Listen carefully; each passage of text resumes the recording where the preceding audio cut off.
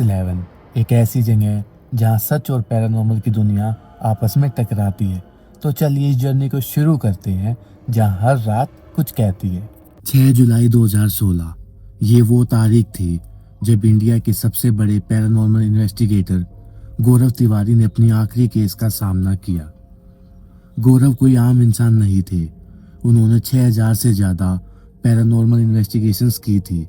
उन्होंने 2009 में Indian paranormal society बनाई ताकि वो उन चीज़ों का सच सामने ला सकें जिन्हें साइंस नहीं समझा पाता। लेकिन इस आखिरी केस से पहले गौरव बदले बदले से थे। उनकी हेल्थ ठीक नहीं रहती थी। वो गहरे डिप्रेशन में रहते थे। आज इस वीडियो के जरिए हम उस रात की हर डिटेल को समझेंगे। क्या वो सच में कोई भूत था या गौरव के अंदर की कोई लड़ाई। एक दिन गौरव को दिल्ली के जनकपुरी से एक कॉल आया। एक डरता हुआ पिता कह रहा था कि उसकी बेटी अजीब हरकतें कर रही है। वो ऐसे बातें करती है जो कोई इंसान की नहीं लगती। गौरव की टीम हमेशा रेडी रहती है, लेकिन उस दिन गौरव की तबीयत बहुत खराब थी। टीम ने कहा, सर आप रेस्ट करो, हम जाते हैं। लेकिन गौरव ने जब लड़की की हालत सुनी तो उन्हें लगा कि उनका जाना भी जरूरी है। गाड़ी में बैठते ही माहौल भारी हो गया। गौरव फ्रंट सीट पे बैठे थे, बिल्कुल खामोश। उनके एक टीम मेंबर ने पूछा, सर आप ठीक तो हैं? गौरव ने एक ऐसी बात कही जो सुनकर सबके रोंगटे खड़े हो गए। उन्होंने कहा, जब भी मैं शांति से बैठने की कोशिश करता हूँ, कोई नेगेटिव एनर्जी मुझे रोकती है। वो मेरे अंदर ही है, बस मेरे हार मानने का इंतजार कर रही है। एक लीडर जब ऐसा बोले तो टीम का डरना लाजमी था। जब वो जनकपुरी के बिल्डिंग के नीचे पहुंचे तो शाम हो चुकी थी। बिल्डिंग के बाहर लोग जमा थे, बालकनी से झांक रहे थे, क्योंकि उस फ्लैट से एक लड़की के चीखने की ऐसी भयानक आवाजें आ रही थी जो पूरे मोहल्ले को डरा रही थी। गौरव जैसे जैसे लिफ्ट से ऊपर जा रहे थे, चीखें तेज होती जा रही थी। लेकिन जैसे ही उन्होंने दरवाजा खोला, सब शांत हो गया।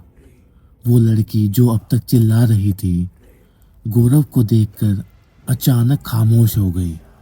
उसके चेहरे पर एक अजीब मुस्कान थी, जैसे वो गौरव को बरसों से जानती हो। लड़की के पिता ने बताया कि उनकी बेटी एक नॉर्मल कॉलेज गर्ल थी, लेकिन कुछ वक्त से वो कमरे में बंद रहने लगी। एक रात जब वो सो रहे थे, उनकी बेटी उनके कमरे में आई। अंधेरे में जब उन्होंने देखा तो उसके हाथ में एक खंजर था। वो अपने आप को भी मारती थी और जब कोई रोकता तो वो अलग ही भयानक आवाज में गुर्राती थी। गौरव ने टीम को ऑर्डर दिया, ईएमएफ मीटर्स निकालो और कैमराज इंस्टॉल करो। उन्हें लगा कि शायद कोई एक भटकती आत्मा होगी। लेकिन जब कैमराज लग गए तो कुछ ऐसा हुआ जो 6000 केसेस में कभी नहीं हुआ था। घर का हर एक कैमरा साथ फ्लैश करने लगा। ईएमएफ मीटर्स की रीडिंग इतनी हाई और वियर्ड थी कि गौरव समझ गए ये कोई मामूली भटकती आत्मा नहीं, कुछ बहुत ज्यादा ही शक्तिशाली है। गौरव उस लड़की के कमरे में गए। लड़की बिस्तर पर बैठी थी। उसने गौरव की आंखों में देखा और कहा, आ गया तू? गौरव ने पूछा, कौन हो तुम? क्या तुम मुझे जानती हो?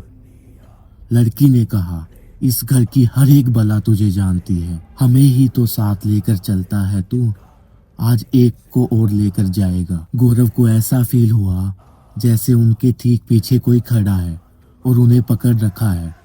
बाहर उनकी टीम मॉनिटर्स पर देख रही थी कि एक काला साया दीवार के पीछे से उन्हें घूर रहा है। गौरव, जो कभी नहीं डरते थे, उस दिन उनके चेहरे पर साफ खौफ दिख रहा था। केस खत्म करके जब वो निकलने लगे तो उन्होंने अपना सिग्नेचर डायलॉग बोला, यहाँ जो भी है मेरे साथ चलो। वो सबको अपने साथ ले गए ताकि वो घर शांत हो सके। रात के 1:30 बजे गौरव घर लौटे। उनकी पत्नी ने जब पूछा कि वो इतने परेशान क्यों हैं, तो उन्होंने कहा, सारी बलाएं लौट आई हैं। वो मेरी मौत देखना चाहती हैं। मुझे हर तरफ काले साए दिख रहे हैं जो मुझ पर हंस रहे हैं। अगली सुबह 7 जुलाई 2016 को सब नॉर्मल लग रहा था। गौरव बाथरूम में गए नहाने के लिए। अचानक गिरने की जोर से आवाज आई। जब दरवाजा तोड़ा गया तो गौरव तिवारी नीचे मरे पड़े हुए थे। उनके गले पर निशान थे। पुलिस ने कहा सुसाइड है, लेकिन उनके परिवार का मानना था कि वो नेगेटिव फोर्सेस ने मजबूर किया है या उन्हें मार दिया। गौरव तिवारी आज हमारे बीच नहीं है, लेकिन उनका ये आखिरी केस आज भी लोगों के दिलों में दहशत पैदा करता है। क्या वो साए सच में उन्हें ले गए या ये रहस्य उनकी मौत के साथ ही दफन हो गया है?